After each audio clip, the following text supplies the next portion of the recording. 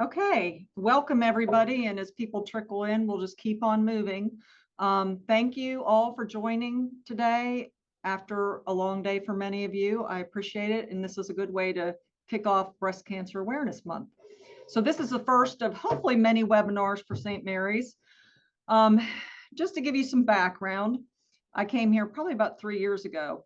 I had been living in South Carolina for about 20 years, taking care of breast cancer patients and helped start a breast program there in a breast center. And so St. Mary's was very dedicated to this mission and brought me in to help do that here. So we have started the breast program here.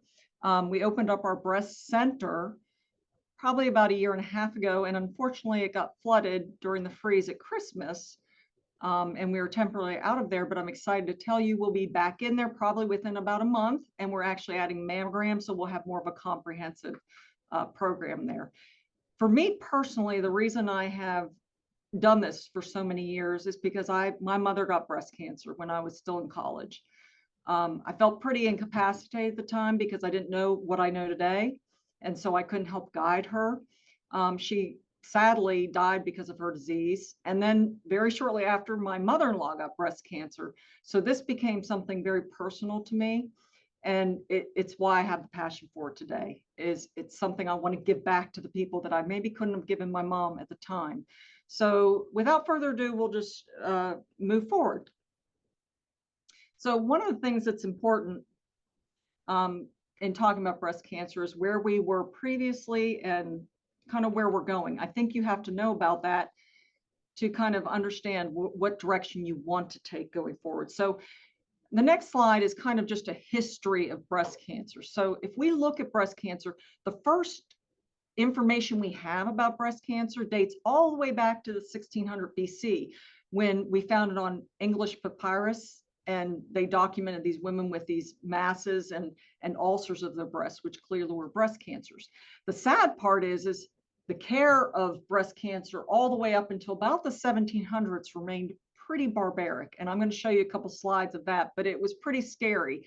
And over that long period of time, not much changed.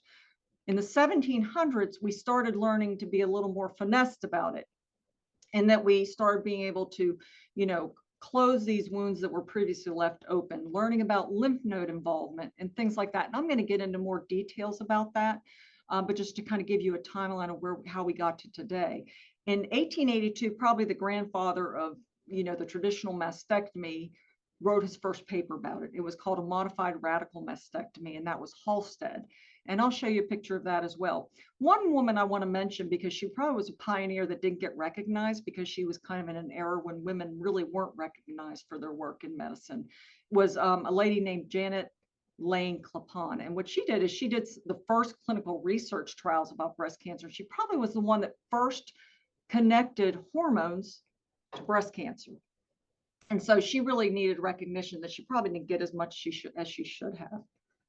So this is kind of tough to look at, but this is where we were for many, many years with breast cancer. So what they did in this situation, if you can appreciate it, is they literally didn't know how to take care of this. So they would tie ropes around these women's breasts that had tumors in them and just basically take a knife and cut it off at the chest wall. And obviously this bled significantly, so they would burn it. Now remember, anesthesia was not great back then. So this was pretty rough for women and pretty brutal. So this is one example. Now, here's another one, not so much better. This was a true device that someone created. It was basically a big metal clamp, and they would clamp the breast at the chest wall, and then they would, again, cut it off. And you can see over to the left in the image, they had the fires going where they were going to burn it to stop it from bleeding.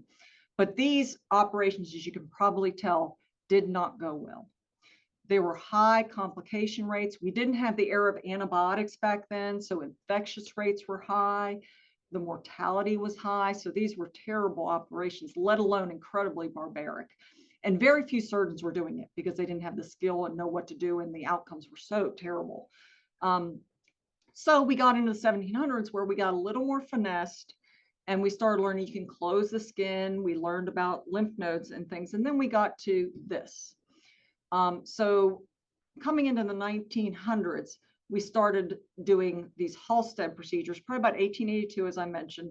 And that on the right is the Halsted mastectomy. Now, that's not beautiful. but it was progression from what you just saw. The problem with it, as you can see all her ribs. They took the whole muscle, all the lymph nodes, and the breast as well. The right just shows you, excuse me, the left of your screen just shows you the progression beyond that, which was a little better. Not great, still mastectomy, but much better than the right-hand side. One of the problems with this procedure, besides the suboptimal appearance, is that when you take all the lymph nodes under the arm, you have a risk of chronic arm swelling, and it can be pretty devastating. And I'll show you a picture of that right here. This is actually not the worst I've seen, but this is pretty bad. So these women, this is a lifelong problem, and the quality of life for them is very severely impacted, especially when you live in a town like, you know, Athens, where it's 95 degrees, and these women often have to wear sleeves that are very heavy. They're compression garments that go all the way from their hand up to their shoulders. It's miserable. There are risks of tumors developing because of this in the arm too. They're very rare, but it is a problem. So obviously we know that this is not the optimal outcome. That being said, we still see this today to some degree. We can't completely eliminate, but we sure have come a long way, and we'll talk more about that in a little bit. The other thing is just the overall appearance. Interestingly, I saw a patient, I thought I would never see one since about 20 years ago, but about maybe 2 months ago, I had a patient come in, and she had the old-fashioned Halsted radical mastectomy, and it was terrible. I mean, every rib showed our entire chest wall. So we have come a long way. So this is a busy slide. I don't want you to get caught up in the details, but this is getting into the 1900s. And the important points here is there was a lot we did in the 1900s for breast cancer. Radiation came into play, and that was kind of in the early half of 1900s. And we actually learned that radiation may help us do less surgery and have better appearances after surgery. So that was huge. We also learned about some of the medications that affect, you know, breast cancer outcomes and that we give in conjunction with surgery. So those were all, we were learning about all of that.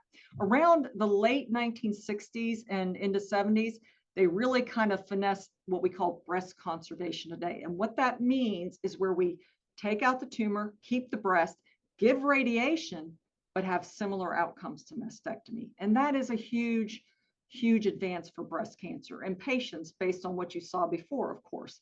The other thing that kind of happened around this time is we had mammogram machines now popping up all over the world in offices and in hospitals. So we were able to start screening people and catching these cancers earlier, which is critical.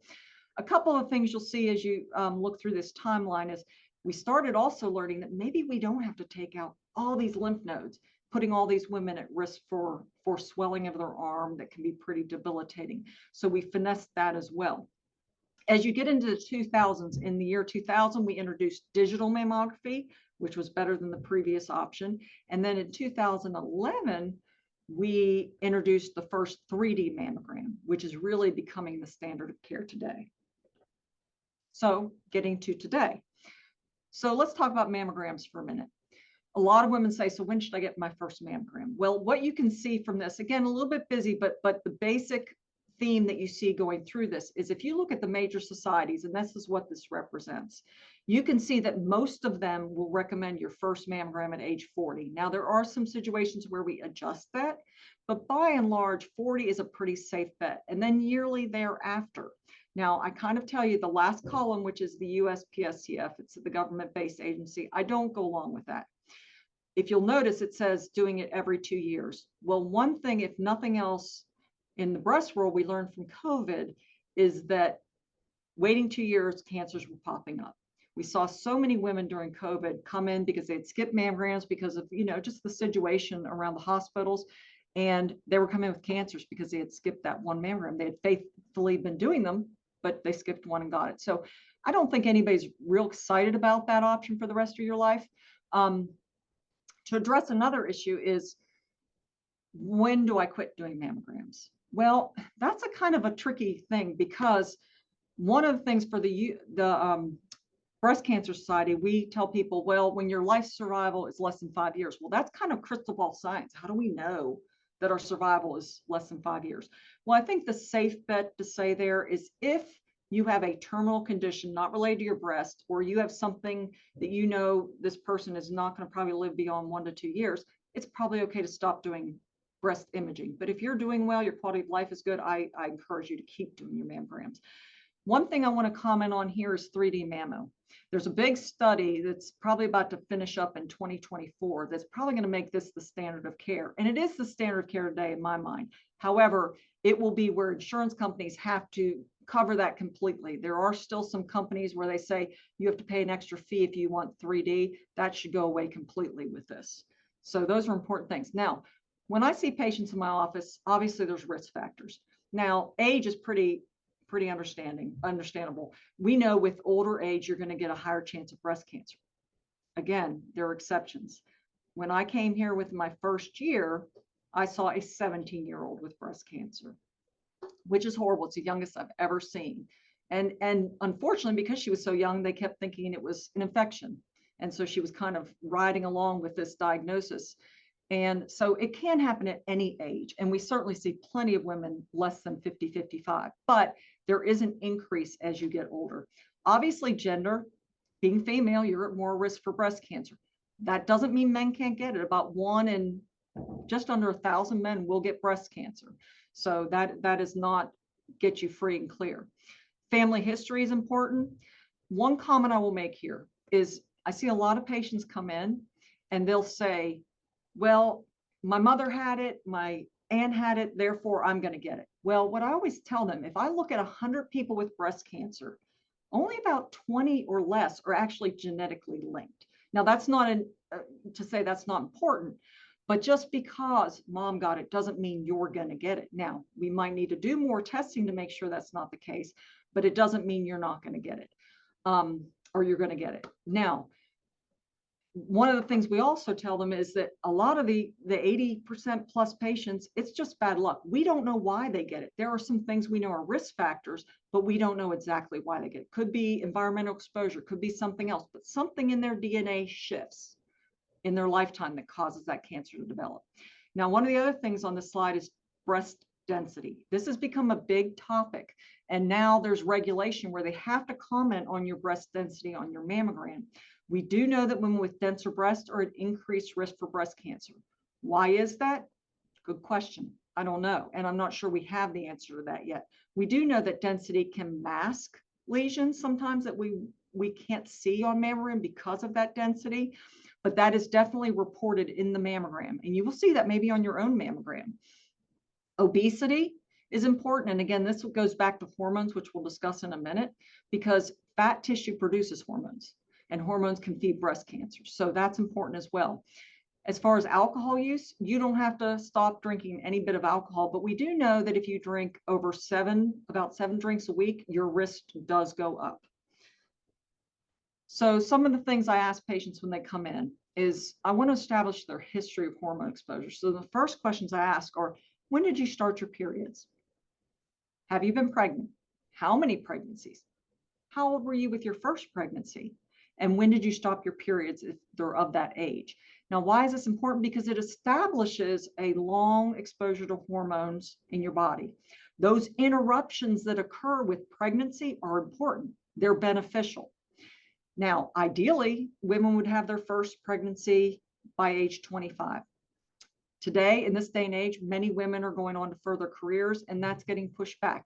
But that's the ideal situation. So if I want my ideal patient, they would have had a late start of their periods, multiple pregnancies at the earliest age possible, and stopped periods early. This, again, plays into hormones. So how do hormones play into breast cancer? This is another big topic that comes up when you're talking to breast cancer patients. So we know that there are risks of hormones, but what are they? So for women who have already gone through menopause, the combination of estrogen and progesterone hormones, which many women take, particularly if they have a uterus, has an increased risk of breast cancer. Now, the good news is those breast cancer survivals are not worse. They actually tend to be favorable cancers when they happen, but there is an increased risk. The interesting kind of opposite of this is if you take estrogen alone after menopause, they actually saw a decreased incidence of breast cancer. And they actually had better outcomes. So if you're going to go on hormones, two things need to happen. One, you cannot take estrogen alone if you have a uterus because of the risk of cancer with your uterus. So that's why you have to go on the combo if you need hormone therapy. And many women go through terrible menopausal symptoms. So it has to be a quality of life issue assessment between you and your gynecologist, honestly. Now, if you don't have a uterus, you could discuss going on estrogen only and not worry so much about the increased risk because of this data that was a pretty big study with the Women's Health Initiative. But you also have to take into consideration there are risk of clots that can be associated with estrogen use. So these are the conversations that need to happen.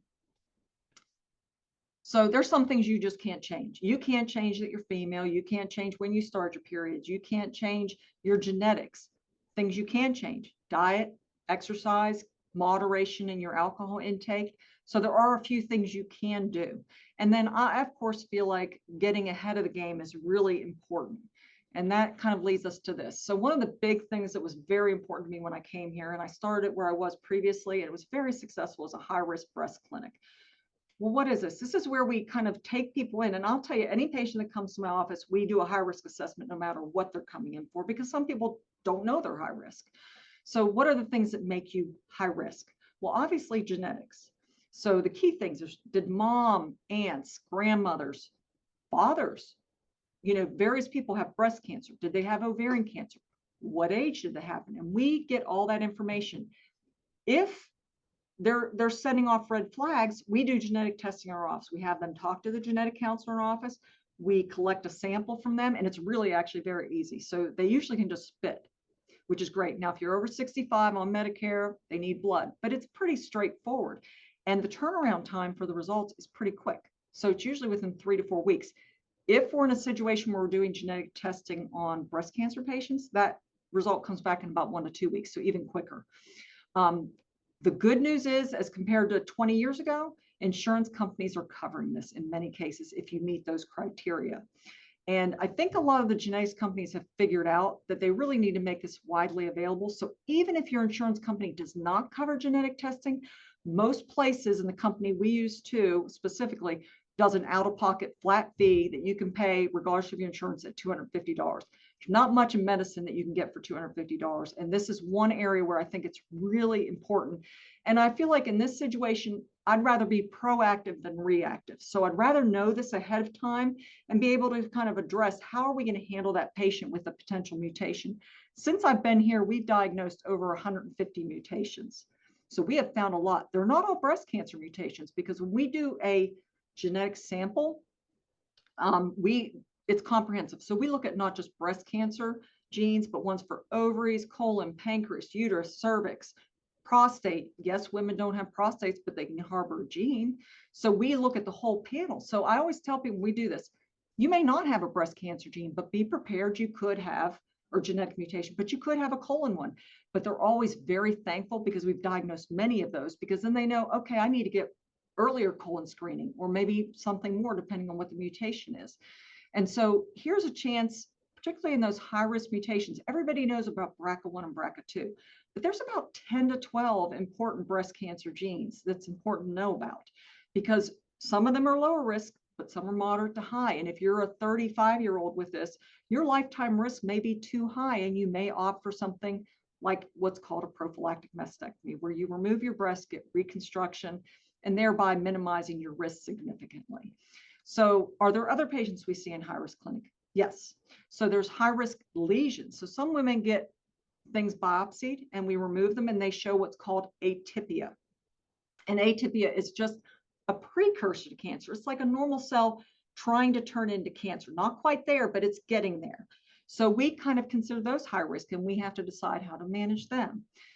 The last, and probably one of the more common ones I see, are women that get their mammograms and then are told they're high risk. Well, how does that happen? If you go to in my mind, a reputable place and get your mammograms, you will see, and you may get a notification that you've been deemed high risk. They will do a risk calculation model, and it's based on a lot of things. A lot of things I already discussed: what age you had your periods, pregnancies, previous biopsies, the density of your breast. And that gets all plugged into a computer module, and it spits out a percent. If you're over 20%, you're high risk. So what do? Well, I don't want this patient feeling like they've got the hot potato in their hand. I'm high risk, now what? Well, that's when you come to a high risk clinic. We evaluate you, we discuss the options, and the options are really pretty straightforward. We look at alternating mammograms and adding in MRIs. So MRIs are super sensitive, which is great when you're looking for cancer. Now, a little bit of a pitfall in that is that because they're sensitive, sometimes we'll pick up things that aren't cancer, but we kind of have to go after it to prove that. But many women are okay with that. They'd rather know they're having some surveillance than not doing anything at all. So those are the things we see there. Now, what is the treatment of breast cancer? Well, it's multifactorial, but of course, surgery is a mainstay of that. So what are the surgery options? So we talked a little bit about this, and I'll go into a little more detail about this, but I love breast conservation. It's, if I can, I save women's breast if it's appropriate and safe. And what you'll find, I'm going to talk about oncoplastic surgery in a minute, is there are ways to save breasts that some people feel are not savable, so to speak. But that's one option. The other option is mastectomy, which is, of course, what we talked about previously. Now, it's obviously come a long way. We do have options of what we call nipple sparing and non-nipple sparing. Nipple sparing has kind of hit the stage over the last 20, 25 years. And there's been a big study over a 10-year period showing that it is what we call oncologically safe, which means from a cancer standpoint, it's a safe operation, but you keep your nipple. We take out all the breast tissue, we keep the nipple. But it hasn't shown to have worse outcomes than just standard mastectomy and recurrence rates. So that is one option, because a lot of women, even though they've had their breast removed, they feel more natural still having their own nipple and areola. Now, obviously, there's some women that aren't candidates for that. Our larger breasted women may not be a good candidate for that. Or if there's a lot of drooping in the breast, they may not be a candidate for that. Although we have done some stage procedures where we give that option available, particularly on our mutation patients. But non-nipple sparing is an option with reconstruction in some cases. So reconstruction can come in multiple forms, and we'll talk about that in a minute. And then part of your surgery may include lymph node evaluation. The beauty of this is, from that terrible, image previously, we've learned that some patients don't need lymph node evaluation. If you're of a certain age and you have a very favorable tumor, you may not need your lymph nodes evaluated. So we can, in some cases, completely eliminate that. So what you're hopefully seeing is that we're de-escalating the care of breast cancer surgery, but still having good outcomes. And that's important because we want people to look good when it's all said and done. So let me talk a little bit about oncoplastic surgery, because I love oncoplastic surgery. There's a lot of parts to oncoplastic surgery. It's just basically making the surgery look better for the patient. So it's as simple as where you place your scars. Do you put them right over the tumor where they're very obvious? No, I hide them. I put them under your breast. I put them on the side of your breast. I put them around the areola where it's less noticeable. And that really creates more appealing outcomes. But probably the bigger part of oncoplastic surgery is when you remove a tumor. What about that hole? What happens to that? And people say, am I going to have a dent? Well, the goal of oncoplastics is to rearrange the tissue so that you don't have that dent. And you can honestly, in some patients, and I've had many patients come to me and say, I was told I needed a mastectomy. Well, with this oncoplastic technique, which does require additional training, and I do recommend that, if you're treating these kind of patients, obviously. But what we can do is take out these larger tumors that people have said, no, you need to have your breast off, but we can remove tissue around from other places, adjust the other breast, and have a similar outcome. And some people are much happier in the end because they may have had a bigger breast than they wanted. They may have had a breast that dropped down a little bit, and now everything's been picked up and looks pretty. So it's a nice thing for patients, because my thoughts are, if you have to go through breast cancer, I want you to be able to look in the mirror and say, I actually look pretty good after it's all said and done. And so those are kind of, to me, critical things in the management of breast cancer patients. So we briefly touched on reconstruction. Now, I'm not a plastic surgeon, but I work with them a lot. So obviously there's implants and what we call expanders. So when we kind of have to replace it with something. So obviously implants is a very common way to handle that.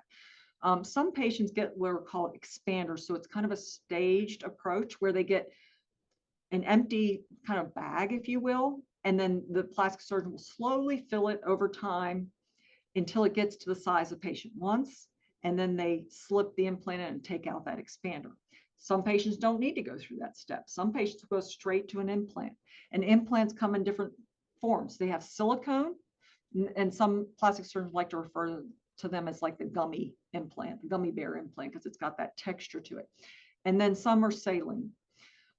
So saline is a natural fluid. So some people opt for that because they worry if it ruptures, they don't want to worry about the silicone. So there's different discussions there that need to be had. There are also flaps where we use actual tissue from patients and rotate it in to fill in that spot.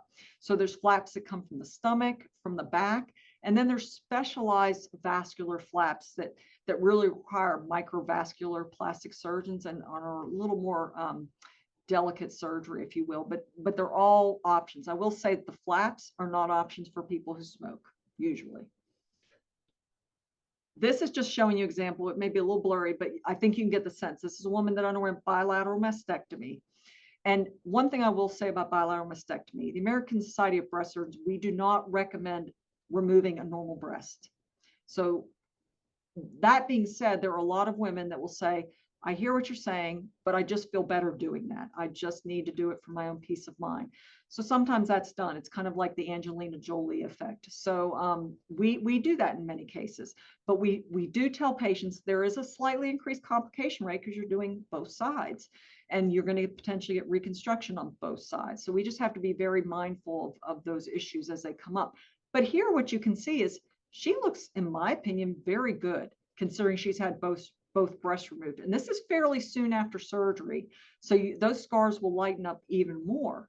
So you can have really great results. I don't have one of nipple sparing mastectomy, but I just had one of my patients come back last week, and it looks amazing. Her breasts look better than they did before. She's so happy. They're symmetrical. She looks wonderful. This I show you because this is not a real nipple. This is a tattoo. So what you can see is that tattoos are amazing. There are people, this is all they do. They have made this a mission in life, and they're called 3D tattoos. And it really does look like a 3D projection. I had my first patient years ago show me her breast, and I was like, oh, you still have a nipple? She said, no, I don't. And I went up and started examining her. It was not a nipple.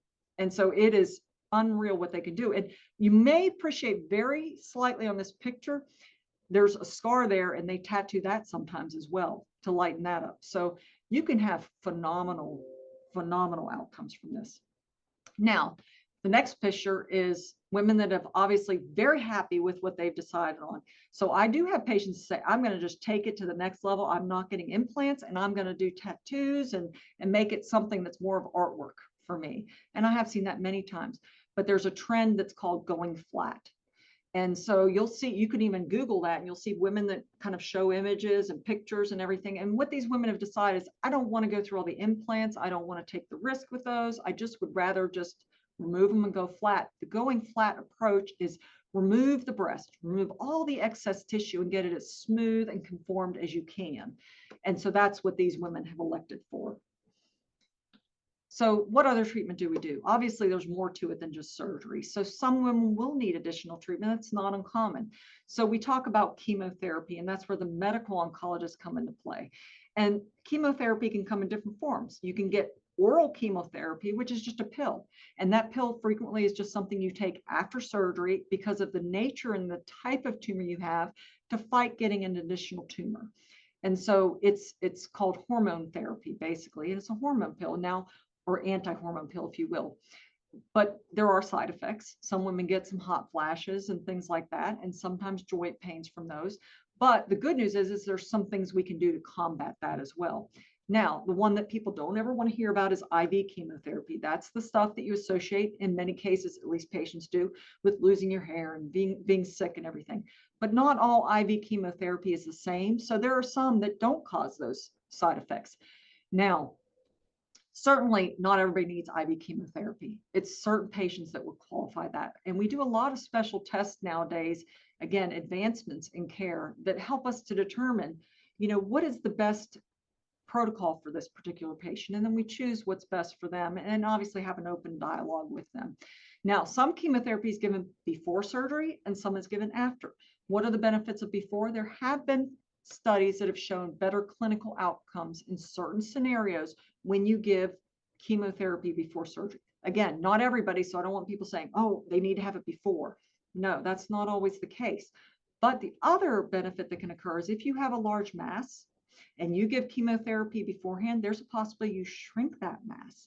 And then it's a much smaller operation than it might have been before that. So there are pros and cons to both of those. Now, the other thing is radiation. Now, radiation, again, not everybody gets it, but it is a common part of breast cancer care, and that's done by the radiation oncologist. That follows your surgery.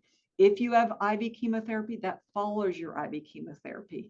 So that's kind of the last part of it. A lot of women get scared about radiation and think they hear stories, but radiation for different tumors elsewhere are not always the same.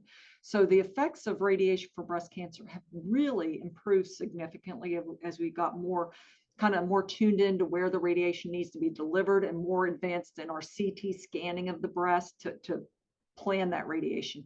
The radiation usually lasts anywhere from, in certain we call it fast scenarios, where they get it over a week period versus the standard regimen over 3 to 4 weeks, where you get a treatment every day, usually Monday through Thursday or Friday. It lasts about 10 minutes. You go in, you get your treatment, you go about your business.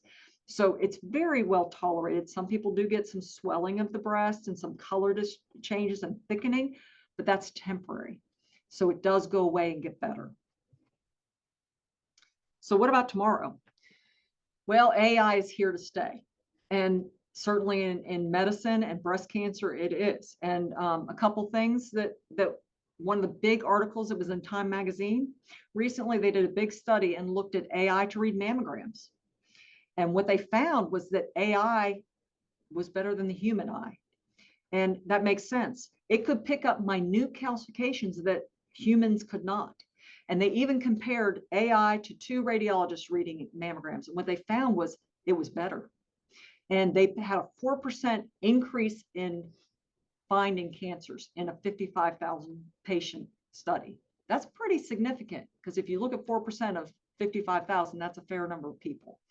So there is some benefit to this. It also is a potential way you can reach out to people in more isolated areas that may not have access to a radiologist. So I think this is here to stay. I think people get a little scared of it, but I think there certainly is utility. And one of the interesting things about AI in mammogram is they were even extrapolating that they might be able to pick up cardiac disease earlier, because they might see calcifications in the vessels in somebody that didn't know they had cardiac disease, and might lead to screening there. I'm not sure we're there yet, but it certainly is an exciting possibility. Some of the other areas where AI may play in is there's automated breast ultrasound. So where there's no person doing it, it's just you go into a machine and it ultrasounds your entire breast.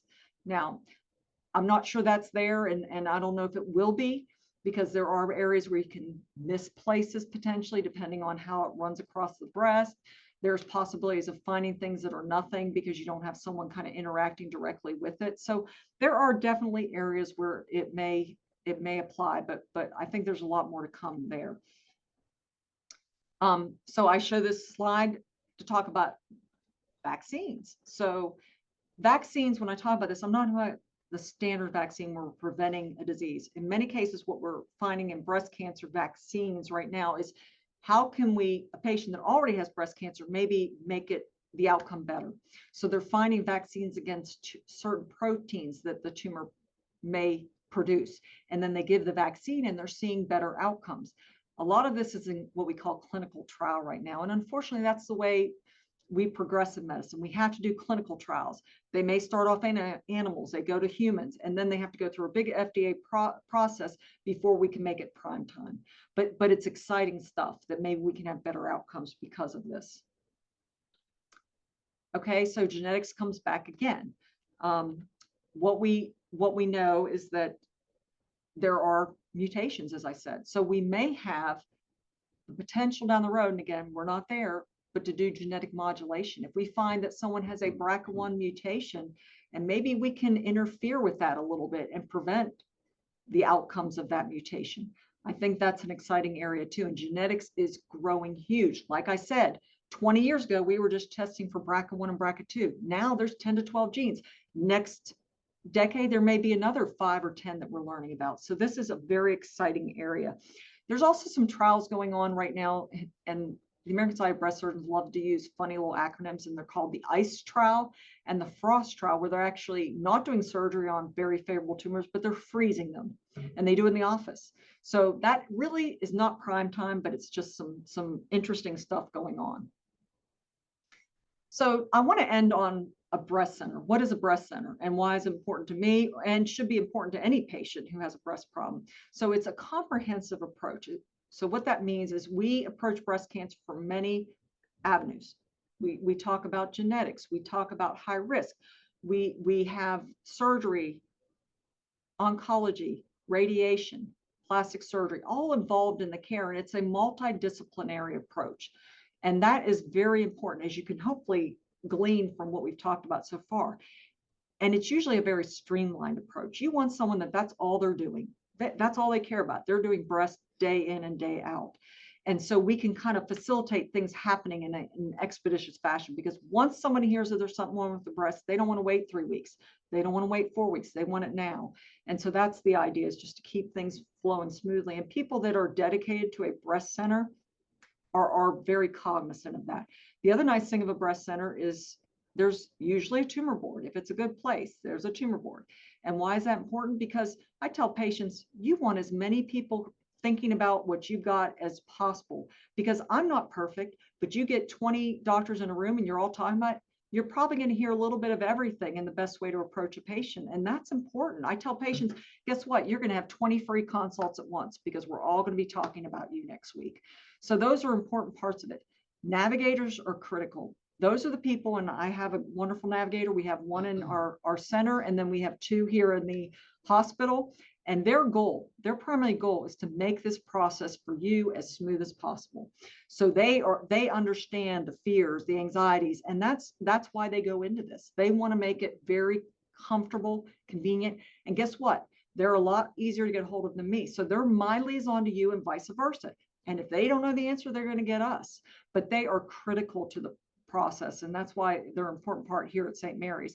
And I lastly say certification. We are the only center in the area that has both NAPBC and NQMBC certification. And what does that mean? A lot of people think, well, what does that mean? That means we have taken a lot of labor and time to make sure that our quality of care is at an excellent level. And we have been checked. We've had people come in, review it, and you have to get approval for that. You can't just sign a form and you're in. They go through a very rigorous process of making sure that what you're giving to the patients is at the ultimate, utmost standard of care. And so we're very proud of that here at St. Mary's. And so, I think one thing you need to keep in mind is if you have a breast problem, you need to reach out, and it's your choice where you go. And I think these things need to be taken into consideration when you do that. So I don't know if there are any questions. I think we had a Q&A option potentially here. And we're going to see if that works. We're going to open that up and see. Give me a minute.